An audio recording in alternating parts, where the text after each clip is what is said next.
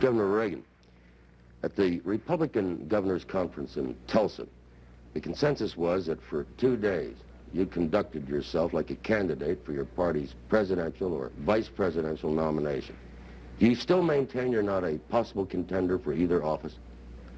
No, and I would be hard put to know where anyone got that idea. I attended all of the meetings. I don't know of anything I did on the outside except agree to a press conference, which was asked of me.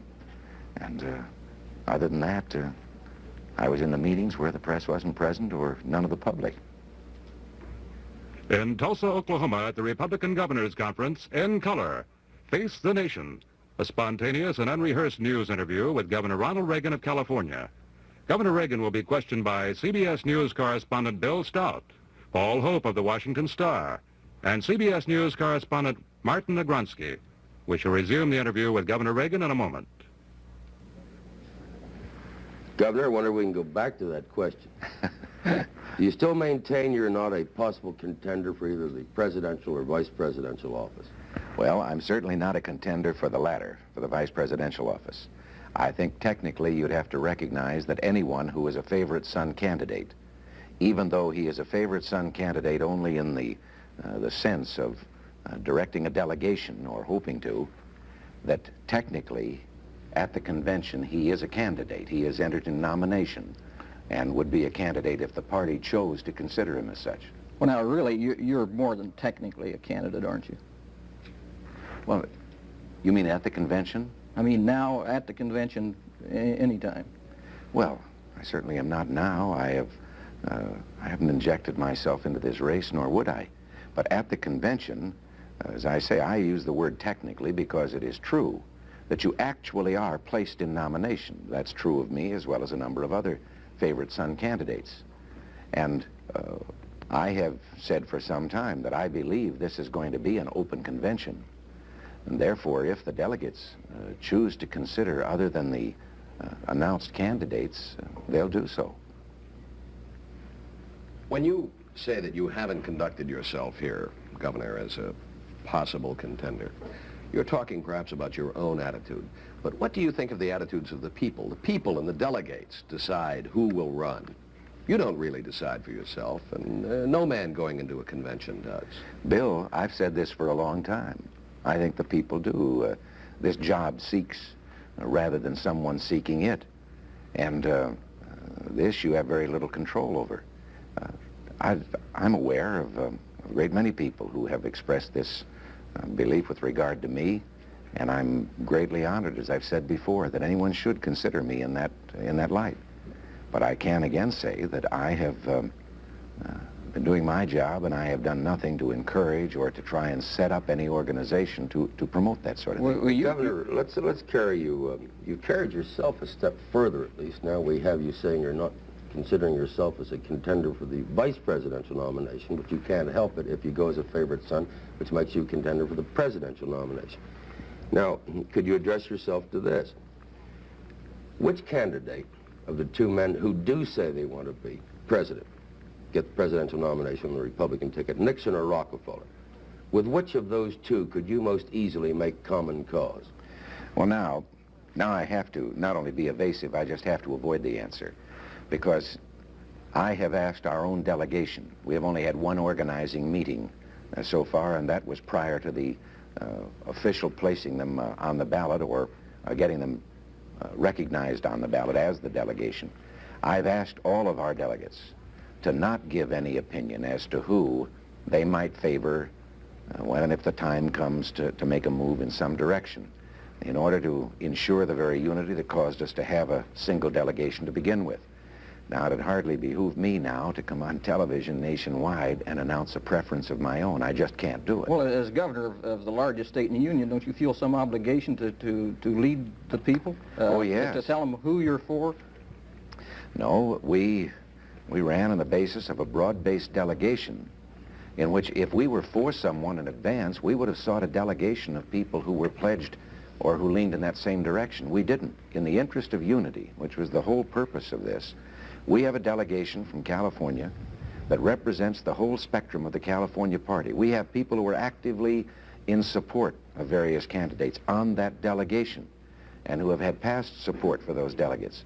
Now, the idea of not having an open primary in the interest of unity was so that at the convention, when all the facts are in, and it is time to make a decision for who we think will be the winner and the next President of the United States, to say nothing of platform decisions, that hopefully our delegation can resolve its differences within itself and operate as a unit for the best interest not only of the aren't you country, but of our really party. aren't you really playing it a little cozy, expecting that something's going to develop for you at the convention? No, I don't think so. As a matter of fact, the only thing I can give you by way of proof of sincerity is, and Bill being a Californian knows this, that I was the one who was opposed to a favorite son candidacy. And this was announced the day after I was elected at a joint press conference with Bob Finch, the lieutenant governor, and Bob publicly stated then he was going to do everything he could to convince me I should be one in the interest of unity. And the result was the party leaders and our state central committee officers were the ones who persuaded me that I should be the favorite son candidate. Governor, can we get one thing? Perhaps you could tell us, would you say your political philosophy was closer to that of Mr. Nixon or Mr. Rockefeller? Well, I think without my answering that, you could probably say that to me. No, why should I answer the question? Well, because I think that on the basis of views expressed, for example, right now in the Vietnam conflict, or on the approach of, or the involvement of government in the solution of some problems, yes, I would think that this would be a fair statement. What would be a fair statement? That I have perhaps tended towards solutions of national problems more in the same context or vein that Richard Nixon has than I have at times with Governor Rockefeller. Let's take this a step further, Governor. When we talk about the convention and the delegates, there are estimates ranging from, I've heard 38%, I've heard 60% of Goldwater delegates and alternates returning this year to Miami.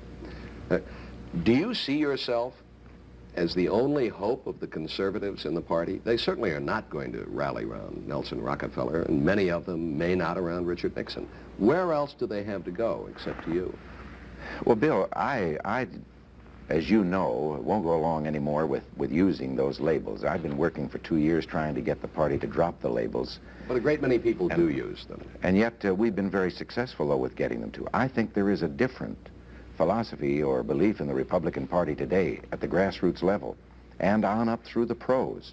I think you will find the Republican Party today is far more willing to see good in other Republicans in the interest of unity and in the interest of winning. There is a great desire. We've had our bloodbath and learned a lesson from it. The party was virtually out of existence just a few years ago. And I don't think that you're going to have that problem. I don't think people are going to this convention frozen into an ideological mold as they have been at some times in the past. Governor, let's not talk about being frozen. You do say that your political philosophy comes closer to that of Mr. Nixon and to Mr. Rockefeller. I mean, that is one position you have taken now. Now, the Nixon coordinator in the South, Mr. Calloway, recently said perhaps we can get George Wallace on our side. That's where he belongs. Would you feel that George Wallace belongs on the Republican side, and would you welcome him in the Republican Party? Well, I think this is the decision. If George Wallace belongs on the Republican side, then he should re-register. But he is still registered as a Democrat. And it would seem to me that anyone, I've always believed that anyone who wants to come into the Republican Party has come in by virtue of buying our philosophy. But we don't go out after someone by virtue of buying theirs. And therefore, if he found that he was compatible and could believe in the philosophy of the Republican Party, then I would think that his place was in our party. You could welcome him to the party under those circumstances? Under the circumstances that he subscribed to our philosophy. Well, do you think he's compatible with your philosophy?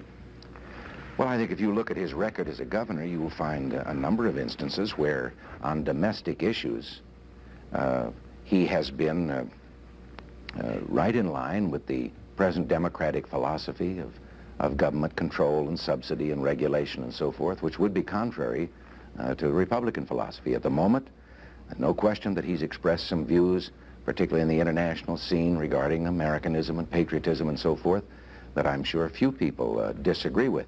What about his position on racist problems? Well, he seems to have avoided that subject pretty well. I haven't heard too many statements, not that I've heard everything he says or even paid too much attention to it, but I haven't heard that much has been said that he's Well, his dwelling position, on I that mean, subject. against integration, to make a specific point. Well, I happen to be one who believes in, first of all, I am incapable of feeling prejudice myself.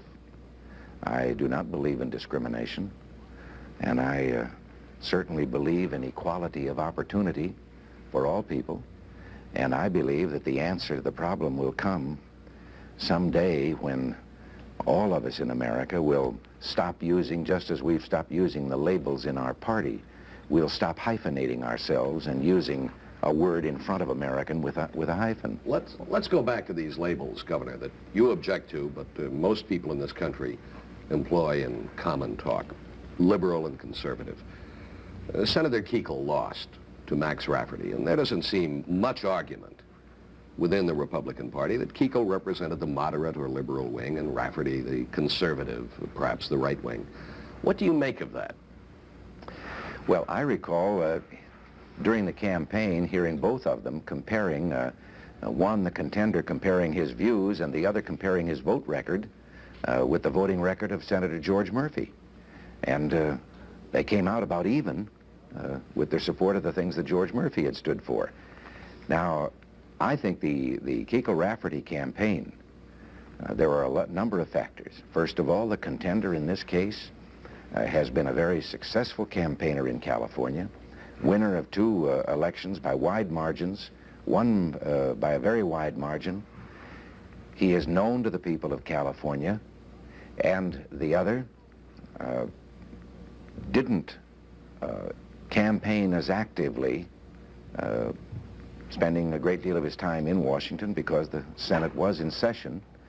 And I think that Max Rafferty himself gave a view that cannot be discounted too much. He said that he believed there is such dissatisfaction on the part of the people today with what's been going on that there is a kind of tendency against the incumbent instead of the other way around. Not just swing to the right, but against individual incumbents. That's right. There's a sort of let's have a change. Well, how much did party loyalty play in the Kuechel-Rafferty race? Kuechel did not support you. He didn't support Nixon. He didn't support George Murphy. Was that a major factor? Well, now there you'd have to ask the people who voted and why they voted. I would have no way of knowing. Do you think it was a factor? I honestly don't know. It was a hard-fought campaign. They criticized each other, but I think there was basically adherence to our 11th commandment. There was no, they didn't inject personalities and get into that kind of bitterness at all. Well, Rockefeller didn't support Barry Goldwater in 1964. Do you think this should be a factor in his candidacy this year? Is he entitled to the nomination, not having supported the nominee in 64? I'm opposed to anything that is going to reopen old wounds or that is going to lessen our chances for making a change. I think it is vitally important in America today that we have a change. I think the present Democratic leadership has taken this country, or lack of leadership, actually, has taken this country down a road that can lead only to disaster and ruin for the country. And I think the issue is far more important than dredging up or remembering any past grudge. But Republicans have to nominate a nominee. If the people do not know where the Republicans stand, if they don't talk about one another, how are they supposed to decide? Well, in California in 1966, we waged a primary in which we campaigned our views and what we would do as opposed to those of the incumbent Democratic administration. And the people made the decision on who they thought would be the best replacement for that administration. This does not mean that you take on the other fellow. You state your case. You run against the opposition. You know, this is a tryout for who's going to run in the big race against the other school.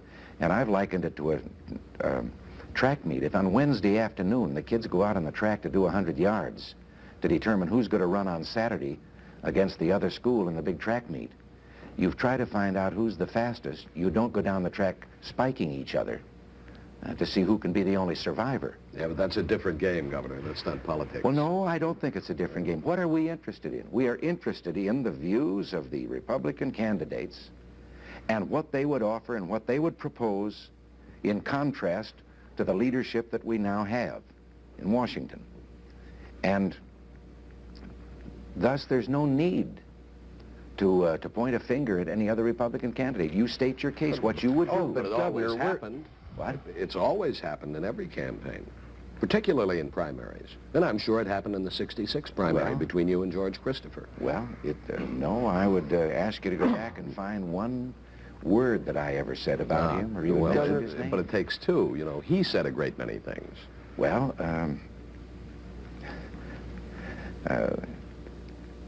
whether that had anything to do with the result or not,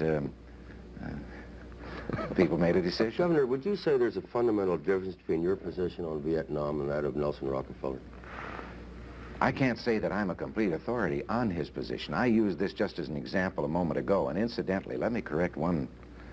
If I gave an impression there that this meant that I was supposed to be favoring one over the other. No, you asked a question, I honestly tried to answer it. But at the same time, in governors' conferences, Governor Rockefeller and I have been in great agreement on many times across the table on issues that were confronting us.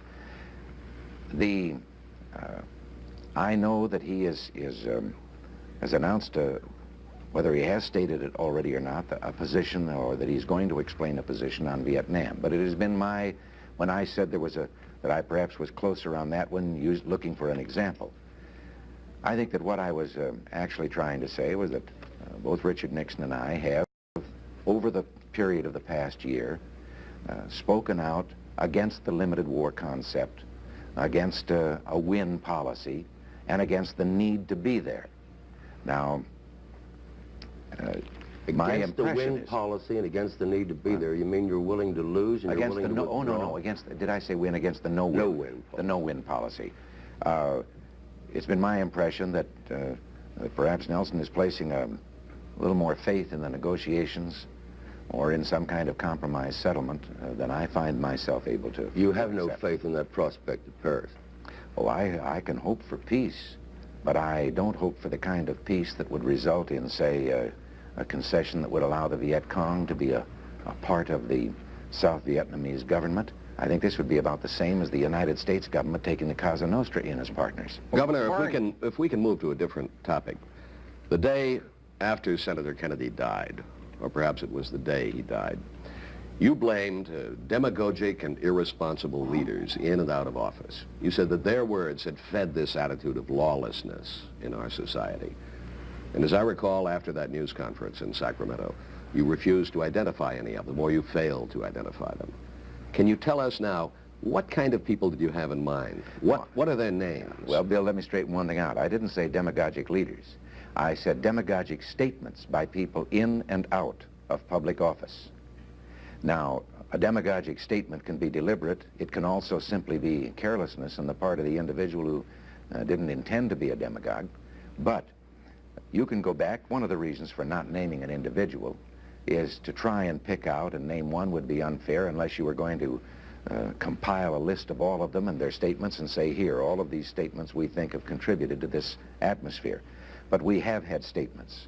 More specifically, Governor, did you have Senator Robert Kennedy's statements in mind, his own statements? I can only tell you that Robert Kennedy, in the last several weeks in California, has actually been campaigning on a basis of healing the wounds, restoring law and order, stopping the violence in our country, You did and not stopping mean and Senator inflaming the Robert passions. Kennedy. Whom did you mean, Governor? I was Couldn't you talking tell? about, I wasn't talking about individuals. I was talking about statements, and I will repeat. Well, and perhaps some of them individuals make statements. All right, Governor. some of them might have been attributed to him.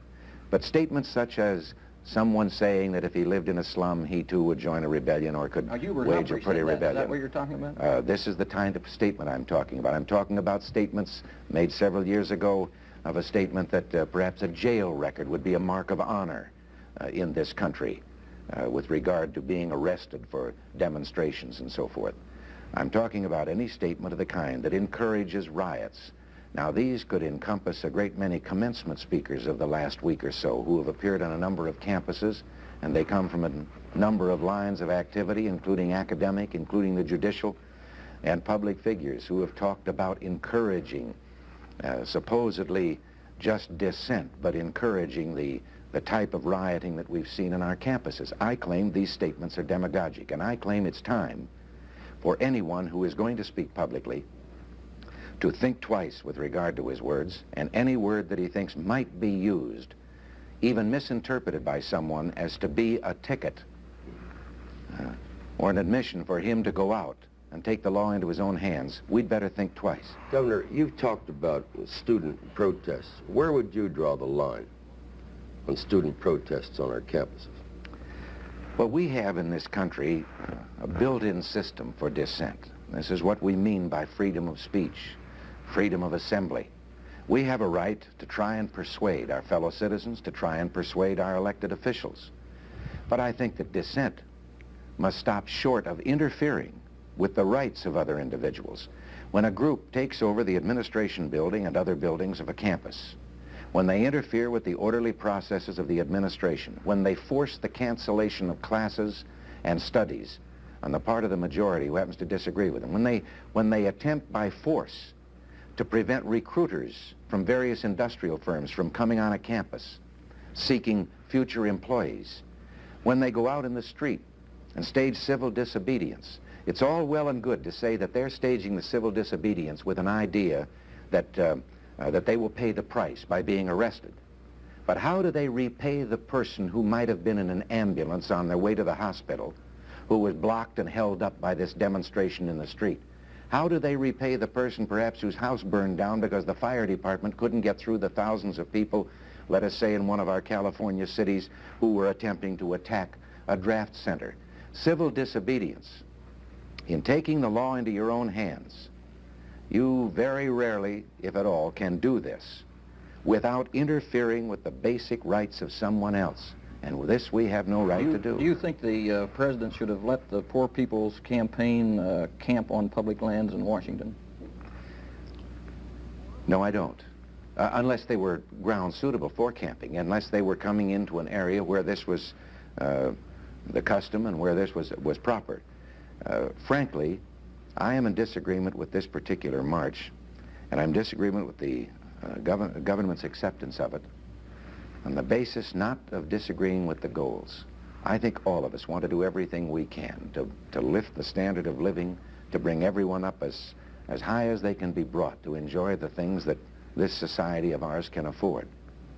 But I think there is a great disillusionment coming to many people.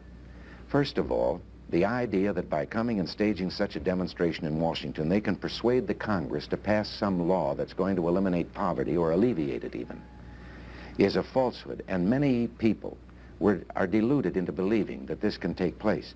There's nothing wrong with the American people or the American government's attitude toward poverty. Our record proves we have spent billions of dollars in hundreds of programs in a legitimate effort to try and find an answer to these problems. But the truth is, it is the manner in which we've done it that has failed. There's no lack of intent.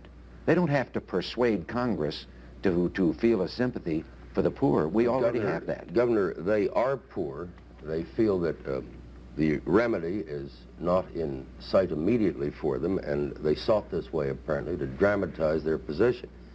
This was under the aegis, really, of the right of a public demonstration, the effort of people to seek redress from the Congress itself. But you would disagree with the president in having permitted them to take the position that they did in the shadow, as it were, of the Lincoln Memorial? Yes, because, again, I must say, I think that a great many people are going to be disillusioned. They were deluded into believing that this could result in some immediate answer to their problem. Now, again, you get back to dissent and what is needed in this country. There are a great many voices have been heard. One of them was the late Senator Robert Kennedy's, saying virtually the same things that I've been saying in California. As a matter of fact, in California, he was advocating what we are doing in California, a program to provide jobs to the poor, to the minority element. And here, in other words, was a place. Proper leaders of the poor should be telling them support those people today who are advocating a change in the programs that are a failure. But, Governor, even before the horror of the Ambassador Hotel, Robert Kennedy also spoke for tougher gun control laws. And you have said we probably have the best laws in the nation in California now. We do. You think we Gentlemen. do? Yes, we do. Gentlemen, I really regret our time is up. Thank you very much, Governor Reagan, for being here to face the nation. A word about next week's guest in a moment.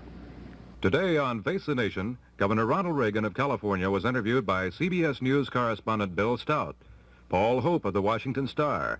CBS News correspondent Martin Agronsky led the questioning. Next week, Senator Thomas Dodd of Connecticut, leader in the fight for a strong gun control bill, and Harold Glasson, president of the National Rifle Association, which is fighting additional gun control legislation, will face the nation.